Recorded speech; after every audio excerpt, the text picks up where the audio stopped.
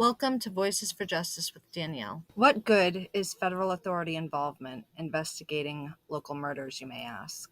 Are there connections that could be made among the Karen Reed, Sandra Birchmore, and Micah Miller cases? Sure.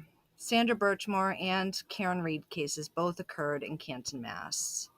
And sure, Sandra Birchmore and Micah Miller were both murdered, and then the scenes were staged to make it look like self-unalivings. But federal authorities injected themselves into all three investigations. So we need to ask ourselves, what difference will federal involvement make?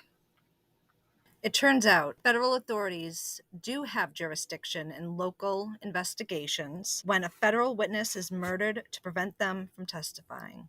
Wait a minute. Didn't Micah report JP to the feds shortly before her death? And wouldn't that make her a federal witness? Let's take a closer look at the crimes listed in Matthew Farwell's indictment for the murder of Sandra Birchmore. It looks like 18 USC 1512 A1C and 18 USC 3142 F1 A B and 3142 F2 A B.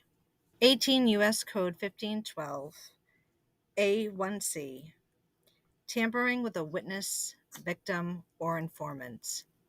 A1, whoever kills or attempts to kill another person with intent to. C, prevents the communication by any person to a law enforcement officer or judge of the United States of information relating to the commission or possible commission of a federal offense or a violation of the conditions of probation, parole, or release pending judicial proceedings. 18 U.S.C. 3142 F1 A and B. F. Detention hearing. The judicial officer shall hold a hearing to determine whether any condition or combination of conditions set forth in subsection C of this section will reasonably assure the appearance of such person as required and the safety of any other person and the community. 1. Upon motion of the attorney for the government in a case that involves a crime of violence, a violation of section 1591, or an offense listed in section 2332B G5B for which a maximum term of imprisonment of 10 years or more is prescribed.